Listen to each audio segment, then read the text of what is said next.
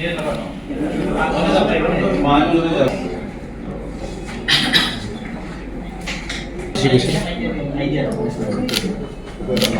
File কৰিলোঁ। আমি আশা কৰিছোঁ যাতে কালি স্কুটিনিৰ পিছত আটাইখিনি ক্লিয়াৰ হ'ব। মই বিশেষকৈ কোকৰাঝাৰবাসী ৰাইজক মই অন্তৰৰ পৰাই ধন্যবাদ দিছোঁ, কৃতজ্ঞতা জনাইছোঁ। তেওঁলোকে আমাৰ বেয়া সময়খিনিত খুব জটিল সময়খিনিত তেওঁলোকে আমাৰ লগত আছে, সাথ দিছে। আৰু মই নিশ্চিত যে কোকৰাঝাৰ ৰাইজৰ যিটো সপোন বিদেশী শান্তি প্ৰতিষ্ঠা কৰাই হওক বা বাকী যাৱতীয় তেওঁলোকৰ অধিকাৰ মৰ্যাদালৈ যিখিনি যুঁজ এজ এ নাগৰিক হিচাপে মই সদায় তেওঁলোকত আছোঁ, তেওঁলোকত থাকিম। মই পুনৰবাৰ কৈছোঁ যে আমি যিকোনো জটিল মুহূৰ্তত হ'লেও আমি নিজৰ কথা নাভাবি এটাই ভাবোঁ যে কোকৰাঝাৰ যে ভাল হয়, বিটিচি যে ভাল হয়। আৰু সেই মনোভাৱেৰে আজি আমি নমিনেশ্যন দাখিল কৰিছোঁ। ইতিমধ্যে গম পাইছে নমিনেশ্যন হৈ গ'ল। মই ভাবোঁ যে কালি স্কুটিনিত কিছু হয়তো কুৱেৰি আহিব পাৰে আৰু সেইখিনি হৈ গৈছে। নিশ্চিতভাৱে আমি কালি ইভিনিঙে গম পাই যাম কেণ্ডিডেট কোন হ'ব। আমি 100% আশাবাদী। যেহেতু যোৱাকালি গুৱাহাটী হাইকোৰ্টে আপোনাৰ চাৰ্টিফিকেটৰ ওপৰত ৰায় এটা দিছিলে, তথাপি আপুনি আজি ফাইল কৰিলে। চাওক, হয় আমাৰ বড়োগছাই ইছ্যু আছিল, তেওঁলোকে বড়োগছাই নহয় বুলি যায়। কিন্তু আপোনালোকে জানে এইটো আইনী প্ৰচেছ থাকে। প্ৰচেছ ইতিমধ্যে আৰম্ভ হৈ গৈছে। যেতিয়ালৈকে সুপ্ৰিম কোৰ্টে ফাইনেলি নকয় যে নৱসেনাৰ মানে যিটো এইটো ভুল বা স্কুটিনি কমিটি যিটো কৈছে সেইটোৱে শুদ্ধ। কাৰণ অলৰেডি এটা কথা চবেই কৈছে যে এওঁলোক ট্ৰাইবেল মানুহ, তাত কোনো সন্দেহ নাই। কিন্তু তেওঁলোকে মাত্ৰ কৈছে যে বড়োগছাই নহয়। এইখিনিয়ে মূল কথা। মই ভাবোঁ এইটো আহি থকা দিনত নিশ্চয় এইটো মীমাংসা হ'ব। ইলেকশ্যনৰ কাৰণে হয়তো তেওঁলোকে বেছি খদ্দৰ কৰিছিলে, আমি যাতে ইলেকশ্যন খেলিব নোৱাৰোঁ। এইখিনিয়ে কথা।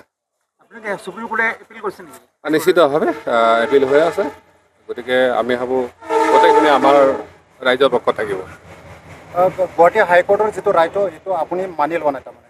চাওক, ৰায়কোৰ্টৰ হাৰ মানি নলগে ন। আমি কৈছোঁৱে যে ৰায়কোৰ্টে আমাৰ এগেইনষ্টে গ'লেও হাইকোৰ্টৰ মানে অৰ্ডাৰ আমাৰ আছে আমি নিশ্চিতভাৱে মানি লওঁ। কিন্তু তাৰ কিছুমান প্ৰক্ৰিয়া থাকে। ইয়াৰ পিছত ডাবুল বেঞ্চ আছে, ডাবুল বেঞ্চত সুপ্ৰিম কোৰ্ট আছে। গতিকে যিহেতু আমি আগৰ কেছবিলাক আমি জিকিছিলোঁ, আমাৰ অপজিশ্যনে তেওঁলোকে সুপ্ৰিম কোৰ্ট গৈছে, তাতো তেওঁলোকে হাৰিছে। আকৌ আমি ইলেকশ্যন পিটিশ্যনত আমি হাইকোৰ্ট জিকিছোঁ, তেওঁলোকে সুপ্ৰিম কোৰ্ট গৈছে।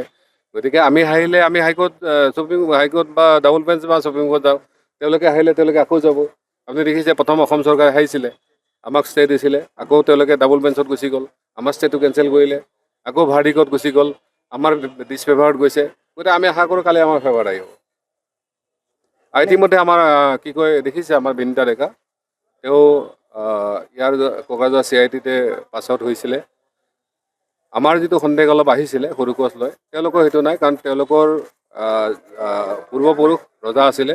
আপোনালোকে জানে যে আমাৰ গোটেই তামোলপুৰ বা বাক্সা মৌজাৰ যিবিলাক পাৰ্ট আছিলে আপ টু ধমধমালৈকে, তাত আমাৰ ৰজা আছিলে, সেই ৰজা বংশধৰসকল। গতিকে আমাক কিবা আঙুলিয়াই দেখালেও, কাৰণ আজি বিশেষকৈ যিসকলে অন্যায় কৰিছে এইবিলাক নিজকে আইডেণ্টিফাই কৰিছে, তেওঁলোকে যথেষ্ট মৰ্মাহত, তেওঁলোকে দুখ পাইছে চৰকাৰৰ এনেকুৱা ব্যৱহাৰৰ কাৰণে। আজি তেওঁলোকৰ বাঁহগঢ়া উৎসৱ। সেইকাৰণে আমি তেওঁলোকৰ ছোৱালী এজনীক আজি আমাৰ চাবৰ্ডিনেট হিচাপে আমি ইতিমধ্যে দিছোঁ।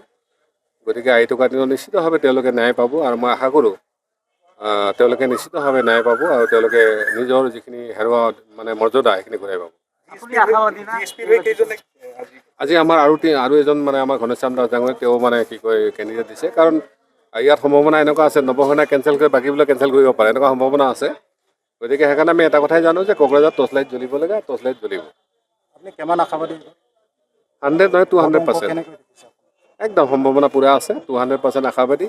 কেৱল আজিৰ দিনটোত অলপ ৰাইজে যথেষ্ট শংকা আছে এনেকুৱা ধৰণৰ মানে। আৰু আপোনালোকে জানে যে কিছুমান এনেকুৱা ধৰণৰ দুৰ্ঘটনা ঘটনা হৈছে। আমাৰ চিৰাঙৰ প্ৰেচিডেণ্টৰ ল'ৰাই বহুত দিনৰ পিছত মাৰা গ'ল, সেইটো লৈ বহুতে দুখ হৈ আছে আমাৰ GSP ফেমিলি। কিন্তু অভাৰঅল ৰাইজ কিন্তু ঠিকে আছে। আমি ভাবোঁ যে তেওঁলোকে টৰ্চ লাইটটো জিকাব। বহুত জোৰদাৰ অভিযান চলি আছে। চাওক, ইয়াৰ আগতে আপোনালোকে BPF দুটা পাৰ্টত চৰকাৰত আছিলে, তেওঁলোকে APAতো আছিলে প্লাছ NDAতো আছিলে, তেতিয়াওতো তেওঁলোকে জিকিব নোৱাৰে। আজি আমাৰ জয়ন্ত বসুমতাৰীৰ গ্ৰহণযোগ্যতা তেওঁলোকতে বহুত কম। কাৰণ সেই সময়ত প্ৰমীলাৰাণী ব্ৰহ্মই, চন্দন ব্ৰহ্মই তেওঁলোকক বহুত মানে আছিলে তেতিয়া। গতিকে আজি যি দুজন কেণ্ডিডেট তেওঁলোকৰ ইমান সেই কেপাচিটি নাই। আৰু তেওঁলোকৰ লগত আজি বিলাক কাজিয়া পেচাল লাগিছে। কোনোবাই কৈছে আমাক 500 দিছে, কোনোবাই কৈছে আমাক 100 200 দিছে, এনেকুৱা লগত কথাবিলাক লৈ আহে। গতিকে জানেইতো মিটিঙত মানুহবিলাক আজিকালি কেনেকৈ লৈ আহে। ইয়াৰ আমাৰ এজনো মানুহ দেখিছে নেকি? তেওঁলোকে নিজে নিজে আহিছে জনাৰ কাৰণে। গতিকে এনেকুৱা কিছুমান থাকে, ইলেকশ্যনত থাকিব এইটো। মই কিন্তু আজি শুভেচ্ছা জনাইছোঁ চবকে, ঠিক আছে। আমাৰ চবৰে যেতিয়া 22 তাৰিখে উইডল চুইডল শেষ হৈ কেণ্ডিডেচাৰ হ'ব, তেতিয়া আমি ফিল্ডত যি ক'ব লাগে আমি ক'ম। কিন্তু আজি আমি চবকে শুভেচ্ছা জনাওঁ। আৰু বিশেষকৈ আপোনালোকক জনাইছোঁ কোকৰাঝাৰ মিডিয়া ইমান ষ্ট্ৰং, তেওঁলোকে খুব লিবাৰেলি কাম কৰে। মই ধন্যবাদ জনাইছোঁ। আপোনালোকে আপোনালোকৰ যিটো চতুৰ্থ স্তম্ভ সেই দায়িত্বখিনি পালন কৰক। আৰু আহি থকা দিনত নিশ্চয় আমি আপোনালোকৰ পক্ষতে থাকিম। ঠিক আছে।